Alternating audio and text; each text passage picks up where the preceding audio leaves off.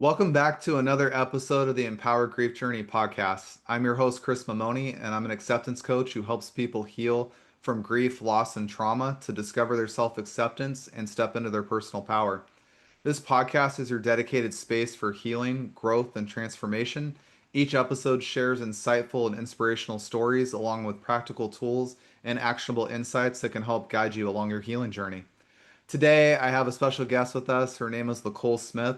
She's a transformative leader, a certified life coach, author, and mentor, cancer advocate, motivational speaker, and the CEO of AL Publishing and Consulting Company and Motivational Talk Dialogues.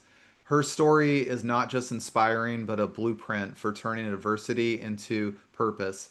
From surviving a house fire and enduring the loss of her mother to overcoming a life altering accident and cancer treatment, LaCole has faced unimaginable battles and emerged with unwavering faith and a fierce dedication to helping others do the same. Through her book, Leap of Faith, her mentorship programs, she empowers women to turn pain into purpose and tell stories that heal, impact, and inspire. She speaks with raw authenticity, teaches with deep compassion, and leads with legacy in mind. Whether in print or on stage or in one on one sessions, LaCole's mission is clear to ignite purpose, elevate voices, and help women walk fully in the power of their testimony. LaCole, thanks for joining me on the podcast today and welcome. Thank you so much for having me. It's a pleasure being here. Likewise, I'm really glad we got to meet a couple weeks ago, and I know you just shared with me a little bit because we had to reschedule the podcast. But I just wanted to say I'm very sorry for going through that heart attack recently. I'm very impressed that you're on the show today, wanting to come on here and share with the guests. So I just want to say I appreciate you. Thank you again for having me. I appreciate you giving me the opportunity to come on and share my story with, other people so that they can heal as well. Well, I wanted to give you a little opportunity here before we get into everything. Share with the audience a little bit more about yourself. Well, you pretty much said a lot about me in my bio, but I've been through a lot. I've lost both of my parents at this point. Just got over the loss of my father-in-law, my uncle, um, and recently I lost actually one of my friend's daughters um actually got murdered about a week or so ago. So that was something that was just recent that we have to deal with. And when you're dealing with grief, everybody deals with it differently. So, I just try to keep a positive mindset when it comes to grief and the things that I've been through and the things that I'm dealing with. And like you said, I've been through losing a home. I've been through, a tremendous accident and all of these things. I try to utilize them into my life for to help others, um, so that they don't have to suffer or feel the way that I feel during the times I was going through some stuff. So just pretty much, um, basically, I'm a walking testimony of whatever God has wanted me to do in my life for to help others accomplish their goals and, you know, be successful. Well, I just want to say I remember our conversation when we first talked, and I could not believe the insurmountable losses that you've gone through in your life. I mean, losing, I only have one other person I know that had a house fire and they lost everything. And it's a very scary place when you do that because everything you know and have had over your life is all of a sudden gone. And it's like, where do we pick up from here and how do we move forward? And that's what was so inspiring when you and I first met is I have never seen you use these losses you've had in your life to hold you back, but I think they hardened you up and they gave you the strength and the willpower to move forward in life. Yeah, they actually did. And then, for the loop, I've actually lost my home to fire and flood. So all of these things, combined, it just makes you a stronger person. When you're in that moment, sometimes you have that weakness. You're gonna go through those feelings and those emotions, but at the same time, I just try to think of the positive side of things so that it's not all negative. And that's what I encourage other people to do, because you can become bitter with, especially if you've been through all the things that I've been through in my life, you can become bitter. But if you take those things and you turn them into positive, it's a lot better, and your life is actually a lot happier. So, can you share with us a little bit about those stories and how you got to that point? Because I know it's very hard for people when they're in the throes of grief. Like you said, somebody you knew just got murdered last week. That's a really fresh experience and something that just happened. And what was that journey like for you when you went through your own struggles of that house fire, the flood, losing your parents? What did that look like for you to be able to turn those losses into something that was able to move you forward? In the beginning, they were actually really hard because our house fire, I was about 12. So for a 12-year-old to basically watch everything just be taken away in the blinking of an eye, that was really, really hard. And at that age, you don't really understand what's going on, or the process of everything, and how hard it is to basically rebuild your life because your parents are doing it for you. So even though I lost everything and I felt the hurt of losing my things, I didn't understand the hardship that my parents actually had to go through in that time.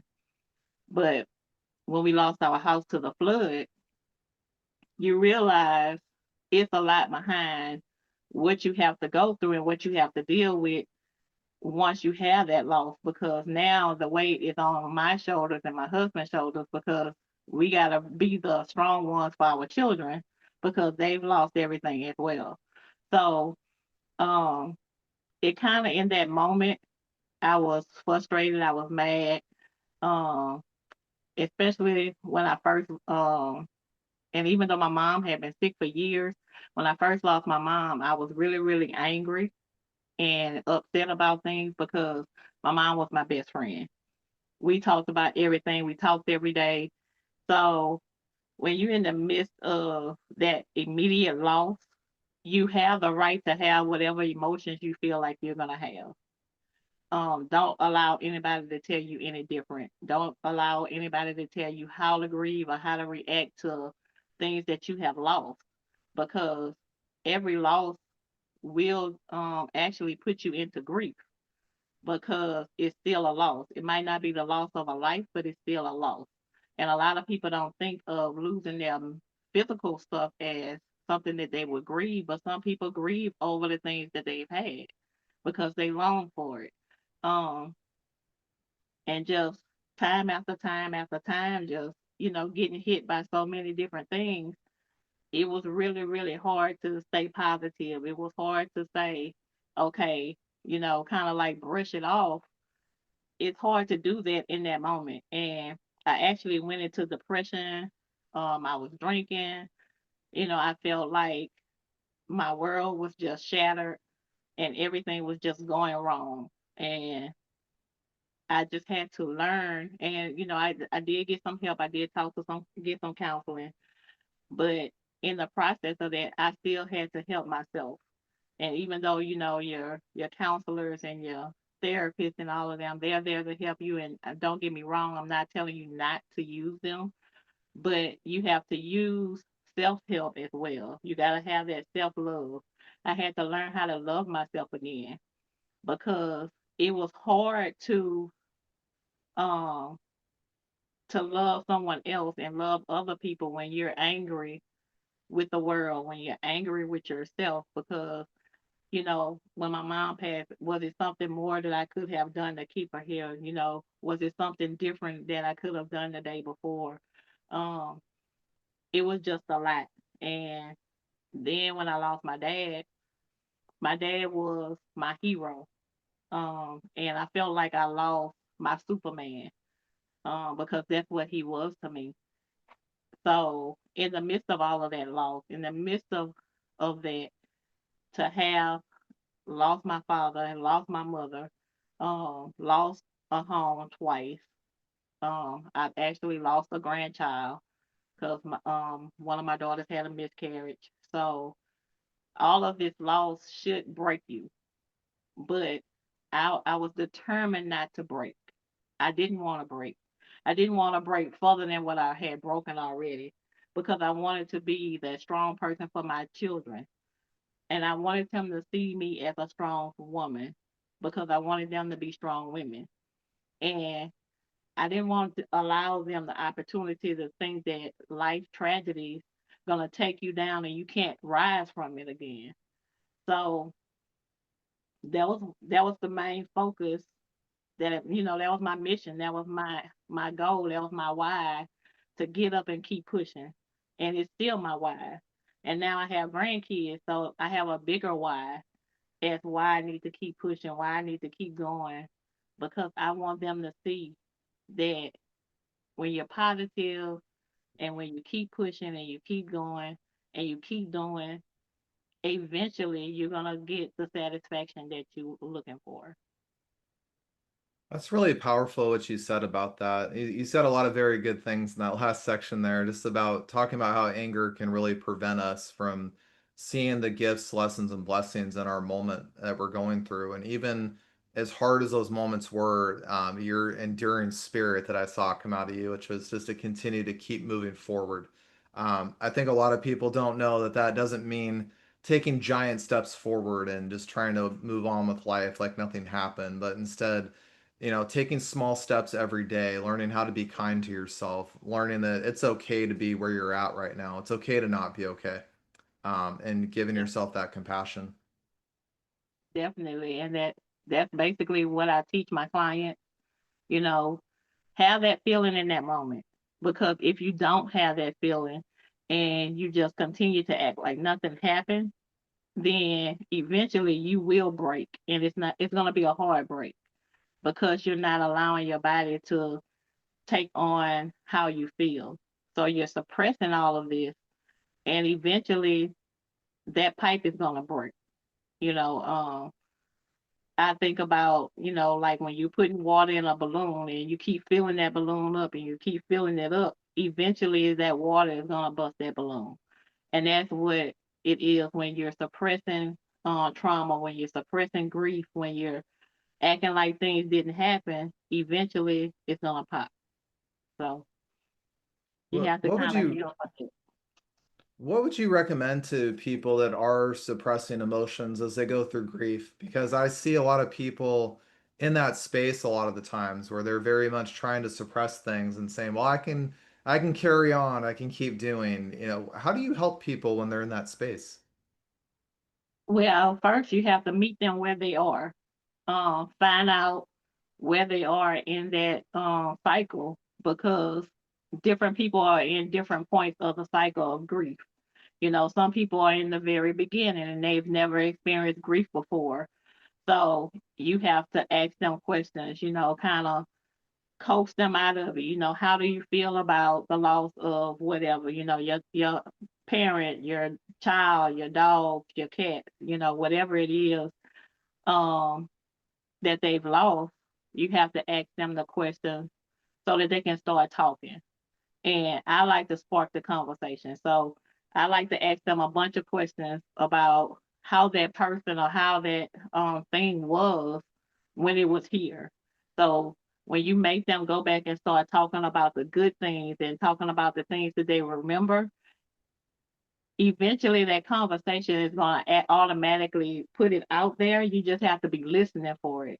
And to help someone, you actually have to sometimes be quiet and listen so that you can help them. Because if you're trying to talk and they're trying to talk, you're not hearing what they said, so you're still not going to help them. The biggest thing is listening to where their hurt is and finding out exactly their triggers, what's triggering it, how they feel, what's the breakdown, um, how are you emotionally. Do you get up and have a routine in the morning? And if they're saying, no, I don't feel like getting out of bed, then they're going through some of the steps of depression. So now you have to try to help them come out of the depression. And some people are workaholics. So they start piling on extra work. And as they're piling on all this work, when do you have time for self? If you're working all the time, when do you have time for yourself? What time do you have for yourself? And then they'll be like, well, I don't have time. Okay, so we're going to start allotting time for you to make time for yourself to breathe, to do something for yourself. So it just depends on where they're at in their stages, how you have to kind of react with them, but you always have to listen to make sure that you're hearing what they're saying. I think that's a big point that you brought up is listening. I've learned as I work with people in the grief space as well, and the biggest thing that we all can do to help each other through those moments is, in fact, just to listen. And I think by listening, we hold space for people in that area. And that's where listening doesn't have any judgment to it or any preconceived notions or trying to fix people or anything like that. But it's giving grievers that space to feel seen and heard and understood. Definitely. And sometimes that's all they want to do is actually just talk about it. Sometimes they don't have anyone to just talk about what happened or talk about how they feel. So they just keep going and they don't talk about it and they keep acting like nothing ever happened. Um, I'll ask them, have you ever cried? That's something else because a lot of people they don't want to cry because they feel like crying is a form of weakness when it's really not. Um, the tears are actually a way of healing because when you're letting out that emotion and that frustration, you're releasing the pressure off of your body to allow your healing to start.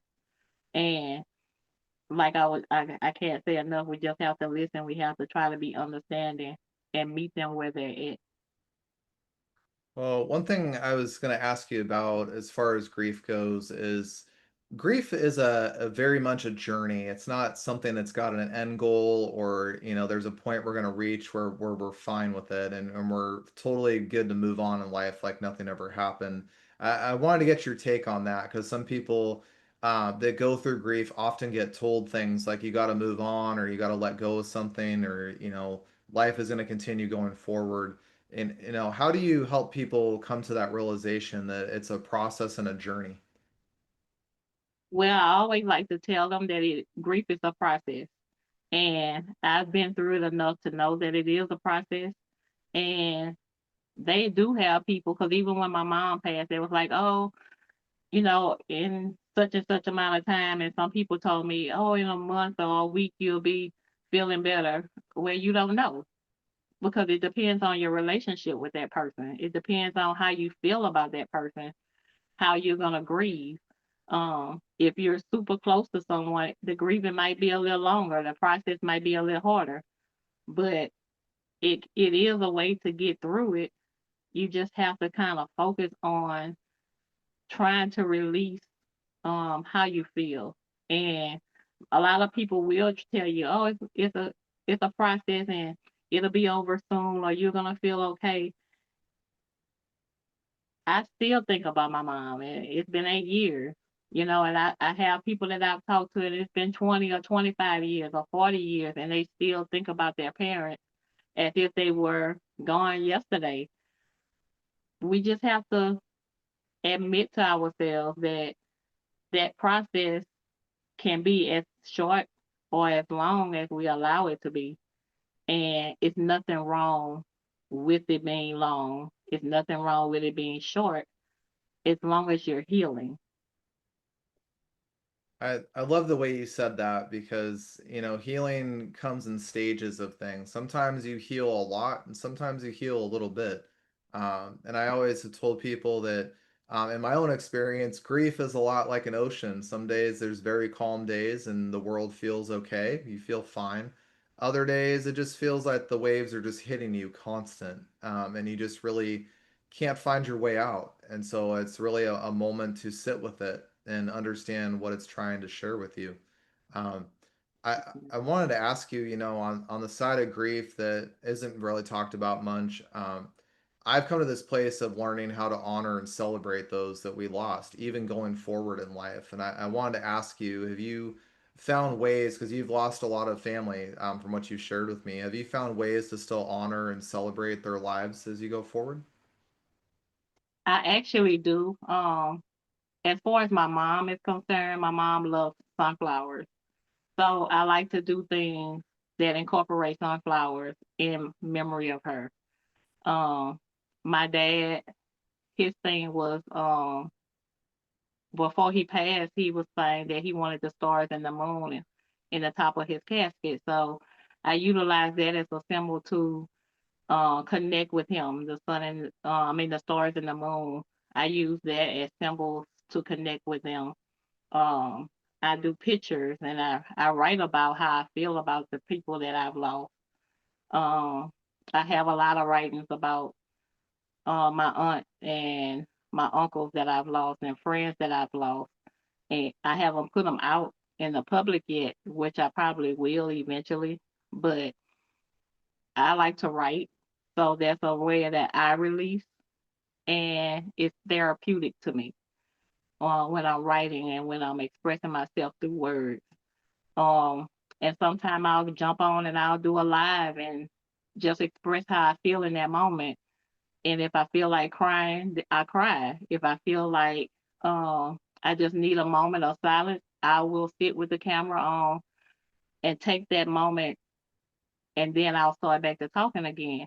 So whatever you can find that you can create to help you think about that person and remember that person, don't just bury it. Take it with you. Honor it. If it's something that they like, incorporate it into your life. I have sunflower arrangements around.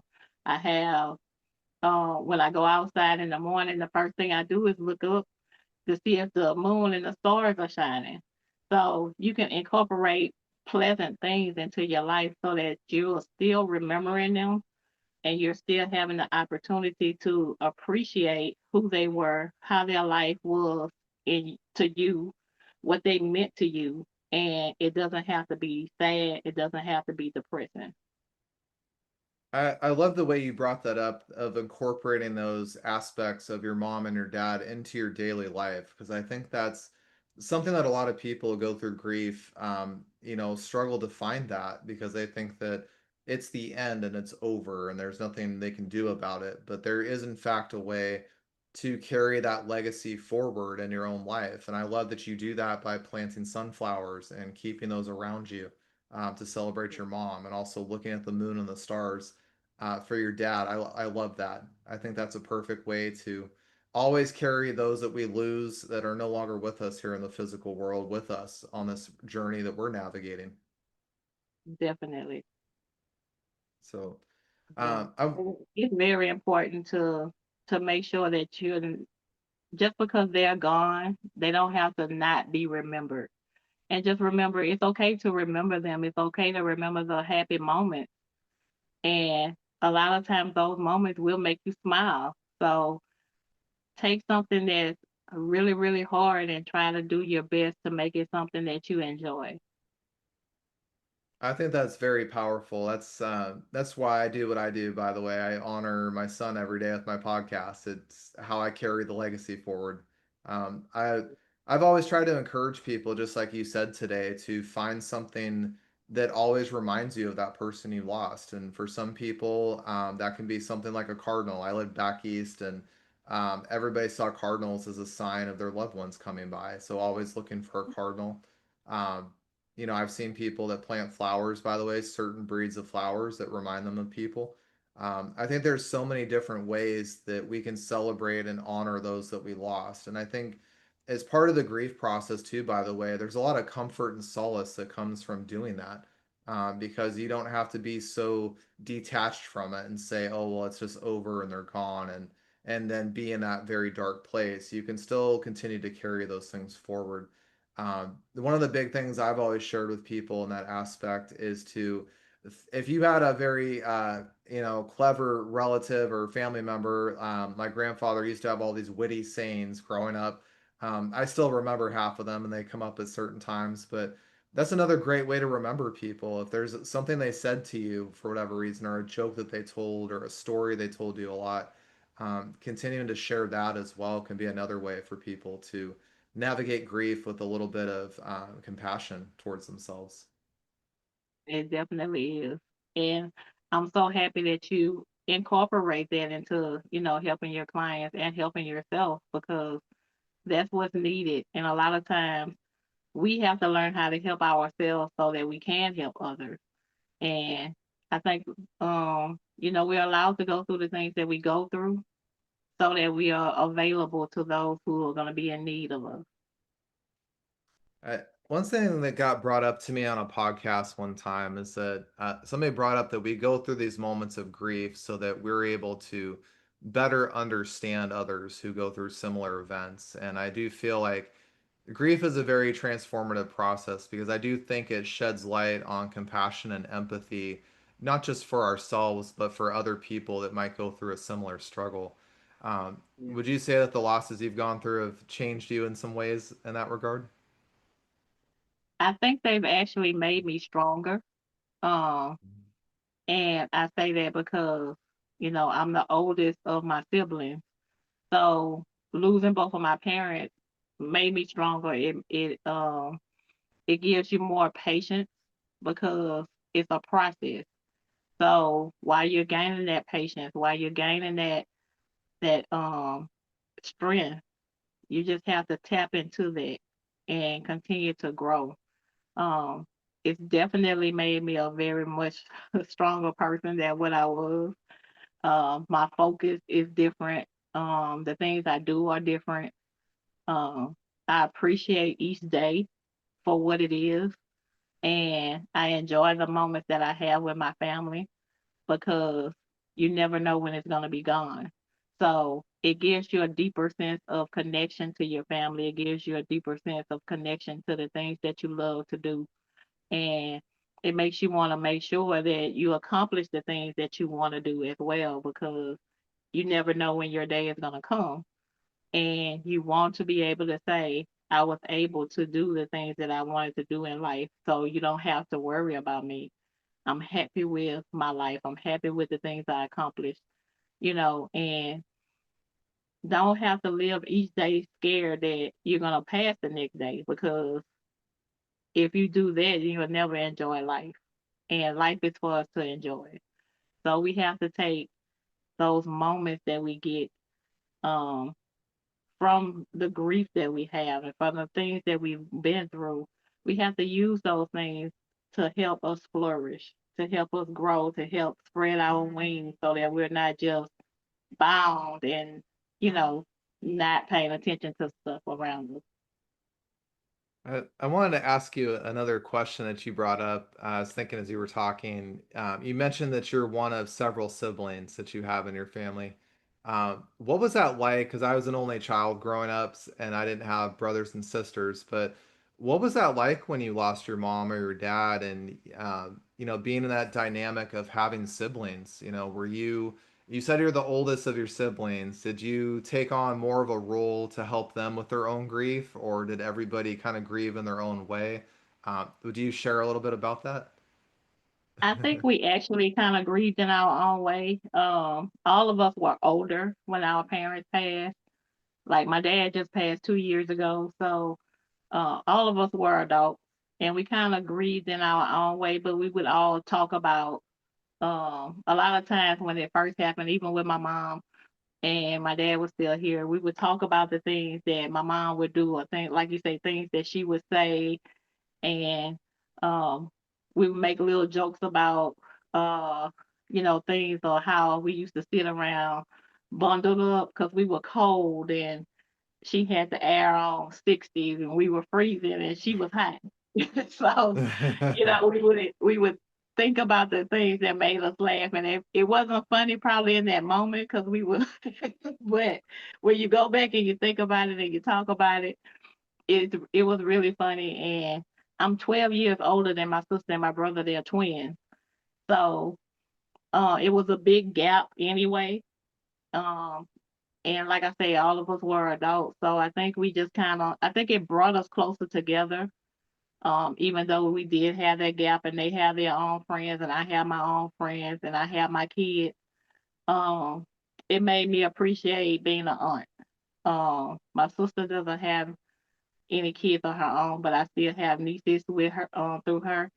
And it just makes me love my family more and want to make sure that they're okay all the time. So it's kind of like I feel like I have to pay attention to everybody because my mom and dad are not here, and I think I took that on myself but I pay attention to what's going on. I pay attention to the things that they're saying. Um, I'm the listening ear when it comes to when they're upset and they want to talk about it.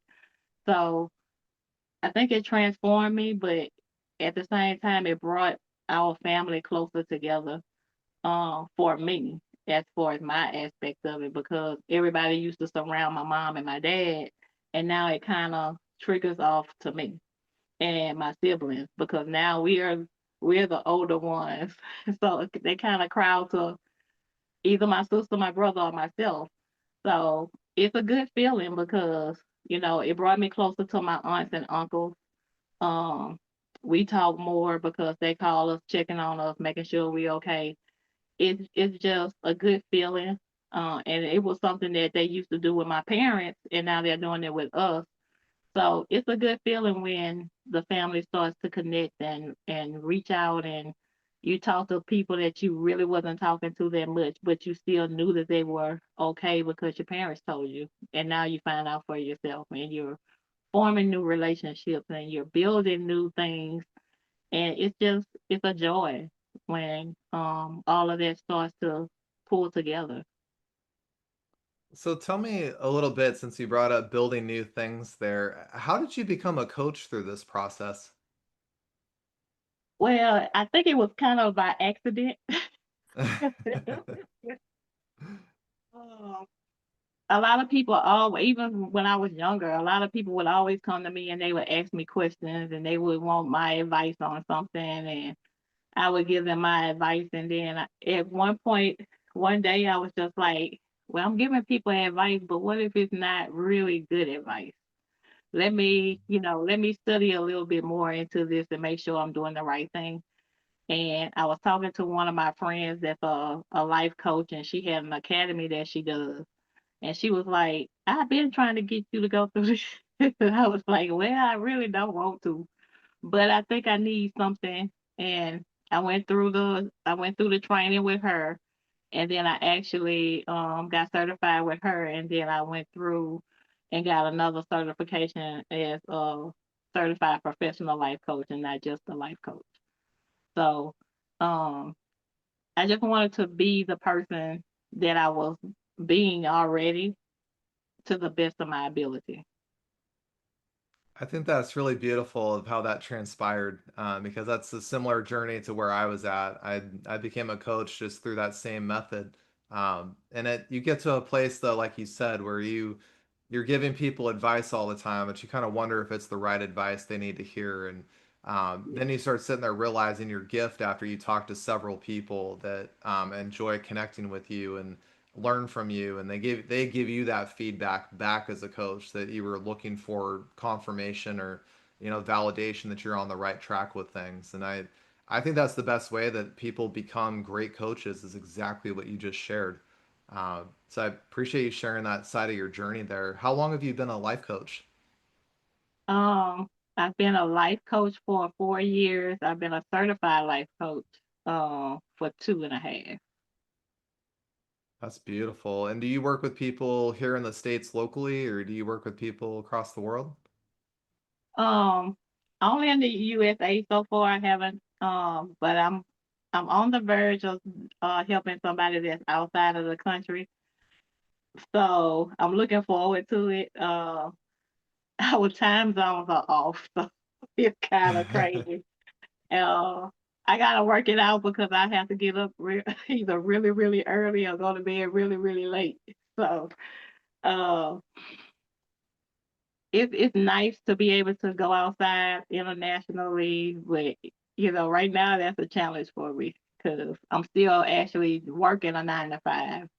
Well, I don't work 9 to 5, but I have to still have a regular job too. So um, I want to get to the point where this is my focal, and I'm helping people that I need to help, and I'm able to do it on a regular basis because more and more people are coming to me for help, and I want to be able to be that person that don't have to say no because I don't have the time. Because you never know what that no can cause. So I want to make sure that I have the time for all the people that need me to help them. I think that's really beautiful. I've been coaching people across the world lately, and it's been interesting when I work with people in Australia because they're always on a day ahead of us and a different time of day. And then Right. I've got people in the UK that are 8 hours ahead of where I'm at, so it's either 10 o'clock at night their time or it's 7 o'clock in the morning for me when we connect. Right. Yeah, Yeah. it's when you start talking to people and like even podcasts that I've been on and they're in different parts of the world and it's like, you never think about the different time zones until they actually um intertwine into your life. So I'm more aware of different time zones now. I know I don't have to go and look it up on Google for to figure out what time it is there or what time I'm supposed to be doing stuff. Because you just kind of learn it more so the more you do it. So it's been an enjoyable pleasure learning time zones, learning different people, learning different accents, able to listen to people and understand what they're saying. Because before I used to be like, what they saying? I don't know what they say. Yeah. Now I can understand the accents a little bit better and stuff. So it's very interesting. Well, I think that's something I've learned on my own grief journey and coaching that I've been doing is that despite any cultural differences we have, any country you live in across the world, doesn't matter where it is, grief is a very universal experience that we all are going to face at one point in our life or another. And we're all going to have that shared experience with that in our life. And that's what I think is so powerful about being in the coaching space. Like you said, we get to talk to people all over the world in different cultures. And I certainly share your passion about the accents too, by the way, because I've had to learn different dialogue with the English and the Aussie people I work with because they have a little bit different dialect than we do in the States. And sometimes there's some words that mean something different than us. And so it's almost like learning a second language. So, And it's kind of like that here because I'm in Louisiana, so we have that kind of Cajun-y, Southern-y accent. Um, and I think mine is really, really deep to some people. So I've started learning that if I talk a little bit slower, it's easier to understand me than if I'm talking fast like I normally do because I talk real fast. So I've learned to slow it down a little bit so that I can be understood better too. I love that. And LaCole, I was going to ask you as we're wrapping up the podcast here. It sounds like you have written books before, you help people with writing, and I wanted to ask you too about motivational talk dialogues. Could you tell us a little bit about that? Well, motivational talk dialogues is my show. I bring on authors and entrepreneurs and they get the opportunity to talk about their books or talk about their business so that they can get in front of a different audience. That was something that I wanted to do aside from all the other things that I was doing because I see so many small business people don't have the opportunity to share because some of them they're just getting started. They can't afford to pay these high prices to be on shows or to connect with different people. Because some people charge you to come on their shows and some people don't. And it's a free platform where they can come and share their books, share their journey, no matter what that journey is, how they got there, how they accomplished the things that they're accomplishing. If they need help with anything, they can talk about all that on the show. So I love the fact that I have a platform that people can come to. I do have a paid platform that people can be on, but I do have the free platform for them as well for those who are in the baby step stages and they need that. So that's my baby. I love the opportunity of just helping people. That's what my heart is, and that's what I just know that that's what I'm here to do. Help other people, whether it's with their business, whether it's with grief, whether it's with trauma, no matter what it is, I'm there to help you. I want to help everybody come up. Um, we have this saying about don't be the crab in the basket where the crab crawls up and you pull it back down. So I don't want to be that crab in the basket. I want to be the one that got up there and I'm able to pull everybody else up with me. Well, LaCole, that's absolutely beautiful. And that's why I wanted you to be a guest on the podcast today, is exactly for that reason. Because I can tell you have a big heart, a big passion to leave others better than you found them. And I think that's the beauty of what you do with your work. So I just want to say thank you so much for being a podcast on today's show. This was a true honor to have you on here and share your experiences of what you've gone through. As we wrap up the show, I usually ask my guests a couple questions. One of them is, if you were to run into somebody going through grief right now, what's one thing you would share with them that might help them navigate that journey just a little bit easier? The first thing I would tell them to do is tap into how you feel. Don't neglect how you feel because your feelings are your feelings and they're your feelings for a reason and a purpose. And until you can understand how you feel, you're not going to be able to heal. And your healing is going to come through the transparency of your life and your feelings and your emotions. So, don't take for granted the process because it is a process. And you're going to have good days, you're going to have bad days, but eventually you can get to the point where it doesn't hurt as bad, but the hurt never goes away. And a lot of people feel like the hurt goes away. I feel like the hurt never goes away. It just becomes easier to navigate through life with that hurt. Um, and you just got to learn how to enjoy the people that you love and not making it feel like it was totally the end because you can continue to bring them along that journey with you. And you don't have to leave them where they're at. Utilize your memories, talk about them, express yourself so that you're not feeling like they're gone and I can't talk about them anymore. I can't do anything. Continue to just open your heart and your mind to that healing. And the more you heal, the easier it's going to become to navigate through life. That was beautifully said, Nicole. I appreciate you sharing that bit of advice. That's really going to help some people today. Definitely. So the last question I asked my guests is, if anybody listening to the podcast today wants to get in touch with you, either for coaching or follow you on social media, where can they find you? On Facebook, you can find me on my personal page at LaCole Smith.